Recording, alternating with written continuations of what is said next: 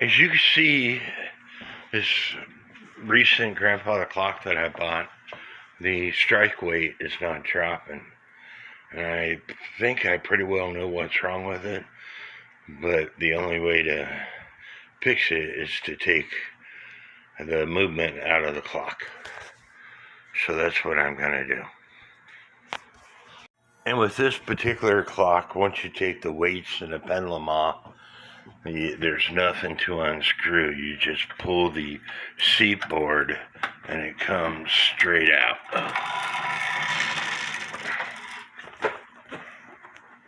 And I took the movement out so I could take the dial off.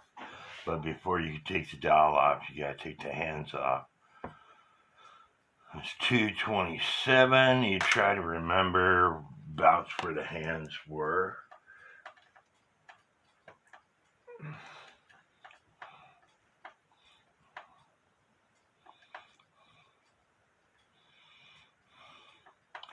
And this don't come off that easily.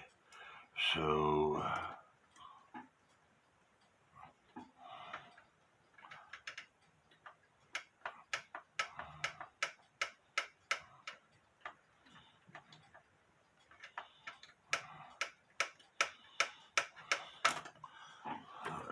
finding the right tool to take it off is always a challenge.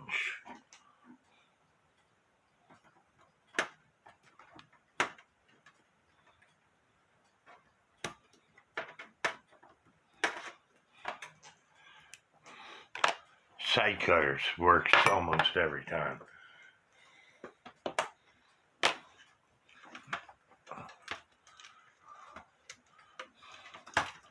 This particular dial is held into place by these attachments here, but they were not doing their job because they weren't down.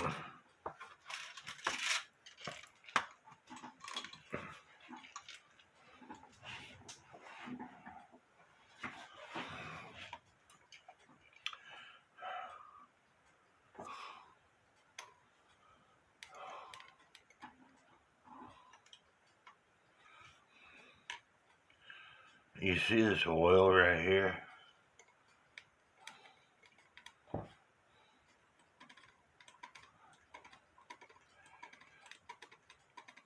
Somebody oiled the rack.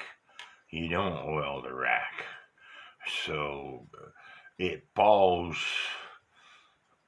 on its own weight.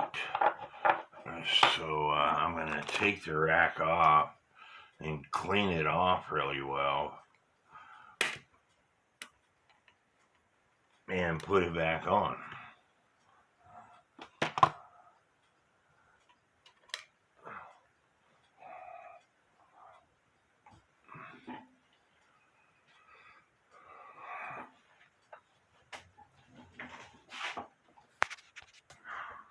As you see, there's oil all over this thing.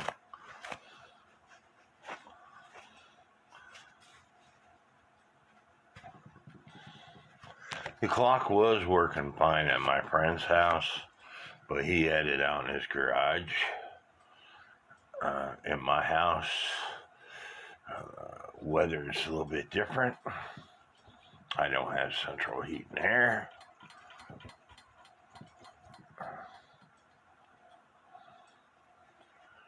So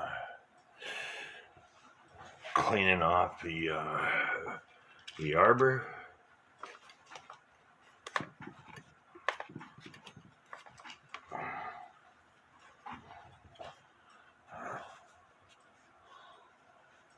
You can see a little bit of oil on the arbor.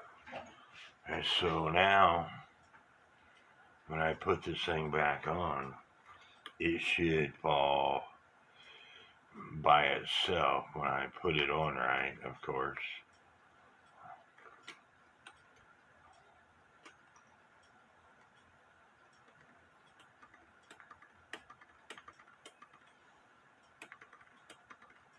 And it's fallen freely by itself.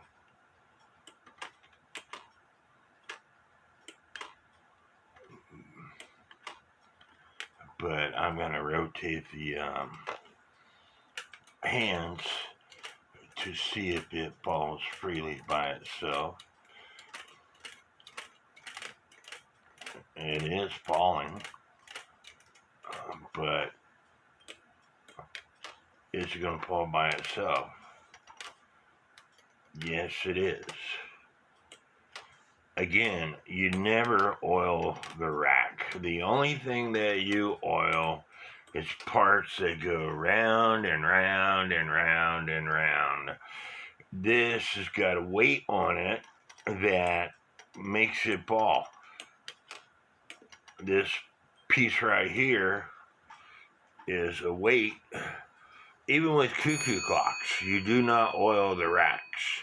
You don't oil parts that don't go round and round and round.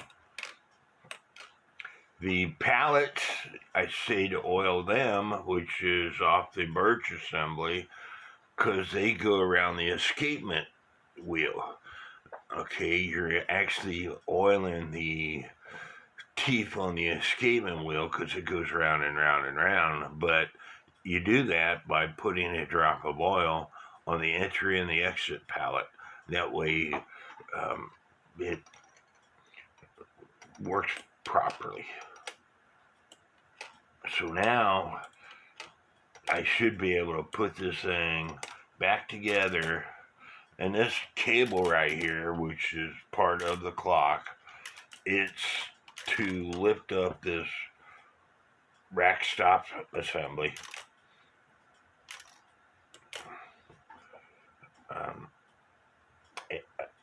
To allow the rack to drop. So I'm going to put it all back together, and put the dial back on, put this thing back in the case, and we should be good to go. Again, do not oil parts that don't go round and round and round. You don't oil this. It drops on its own. It's the way it's designed. It's heavier over here. This is center of gravity thereabouts, but because it extends past center of gravity, a lot of people might want to put a drop of oil in there. You don't, because after, you service these clocks every 5, 6, 7 years, sometimes sooner. After 5, 6, 7 years, the oil is going to dry up, because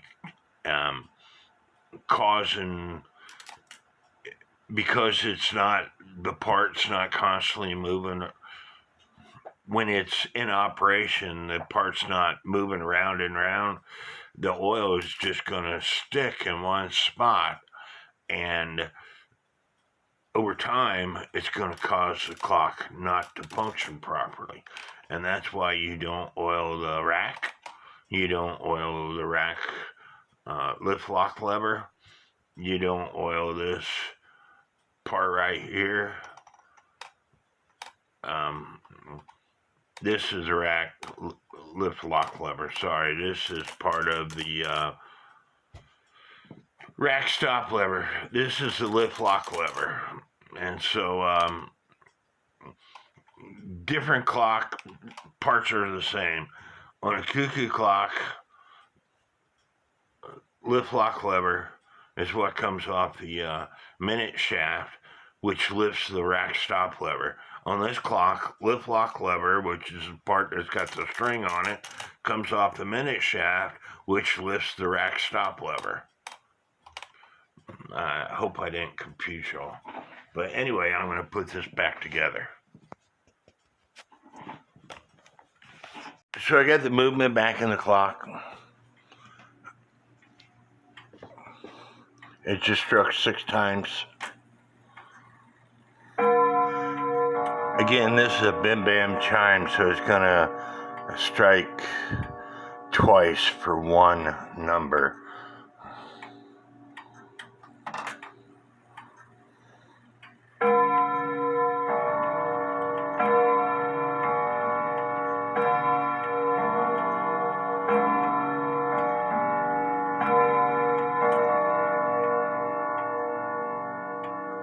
I did it again.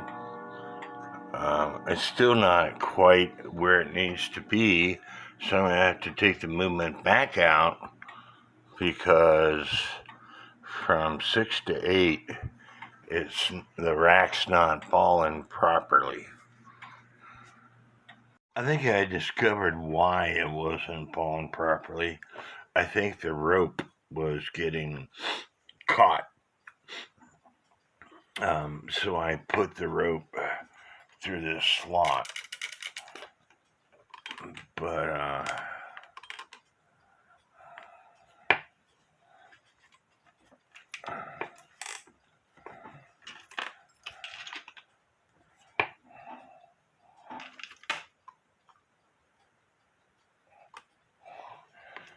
anyway, I'm going to put the hand on and see what happens when I rotate the hand.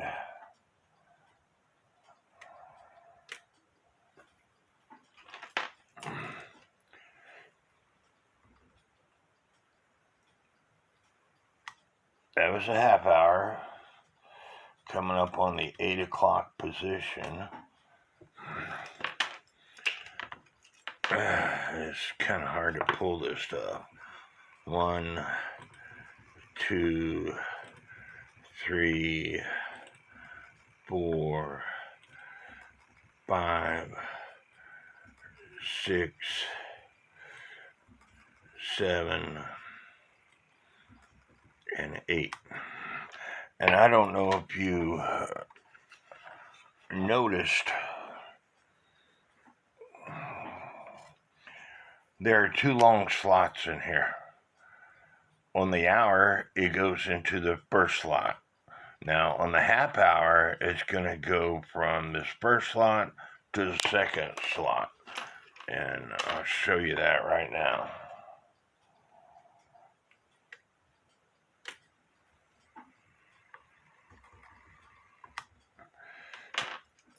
And then this will be 9 o'clock. 1, 2,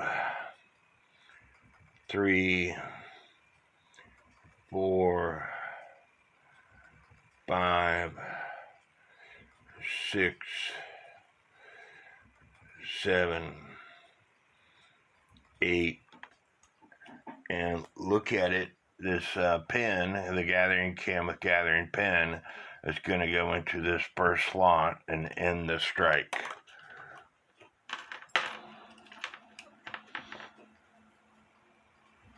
And 9, and then it stops. I think I resolved the issue. The rack had oil on it, preventing it from falling freely, and B, the string was in the wrong spot. So now I'm going to put it back in the movement, and the movement back into its case, and see what happens. In case I didn't make it clear before, these arms is what holds the dial into place. There's a big hole, and then it tapers off, and so the pen can't go through that tapered off position. You should be able to see it better here. Big hole to take it out, and then a smaller section so it goes into the notch on that pen so the dial can't come out. And when you're working with grandfather clocks,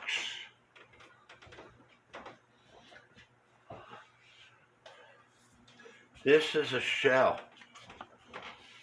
There's a weight inside here. This unscrews. So before you put it together, put it onto the clock, make sure that this screw is tightened up. And in this case, the threads go all the way through this piece right here, because you don't want the shell to come apart on you and the weight drop into the floor.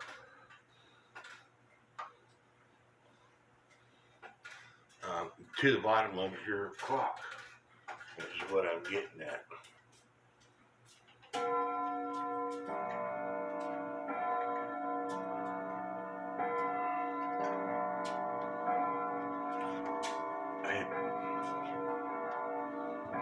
I pulled that lever, and so make sure it's working properly.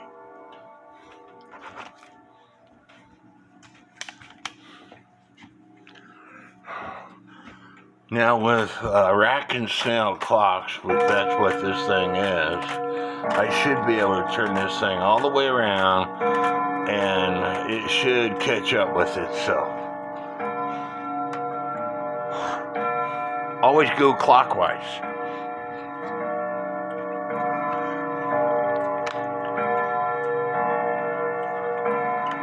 Now the first time it's gonna strike 12 times because I went all the way around past 12.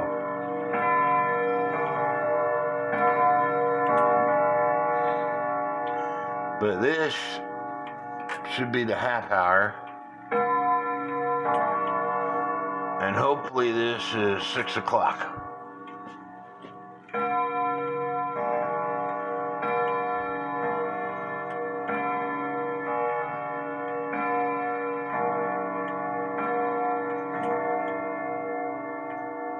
It's 5 o'clock. So I'm going to move the hand to 5, and hopefully this next time is going to be 6 o'clock.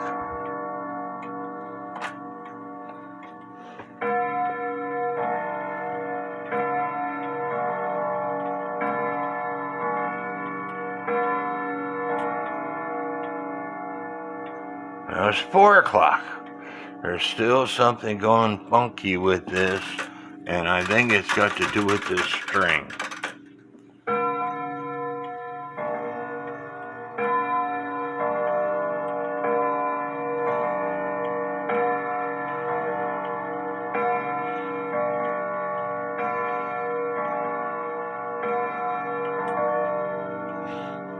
I'm pulling it this time, and it's either going to be 6 o'clock or 7 o'clock. I don't know which.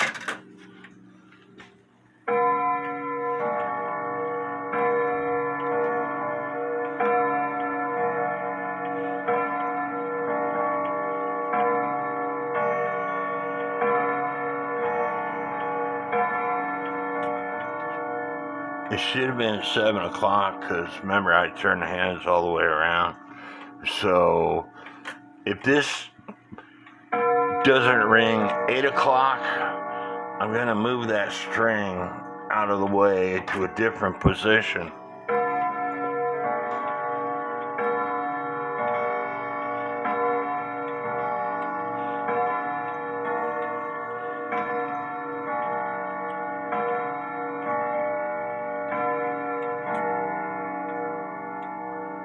It's 7 o'clock. I'm moving that string to a different area. I don't know why they didn't drill a hole in the seatboard for the string. I don't think this weight is heavy enough.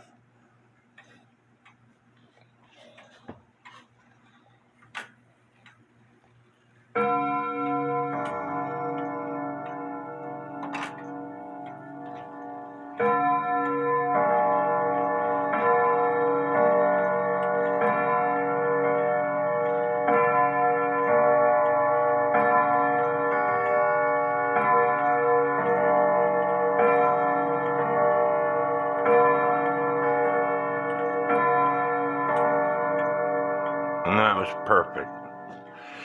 Anyway, if your clocks, it doesn't matter whether it's a grandfather clock, a cuckoo clock, or just a regular wall clock.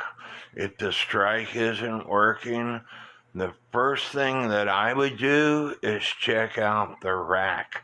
Take the rack off, clean it, clean out the hole, clean out the arbor, wipe off the arbor, clean it off really well, and put it back on and see if it's dropping freely like it's supposed to.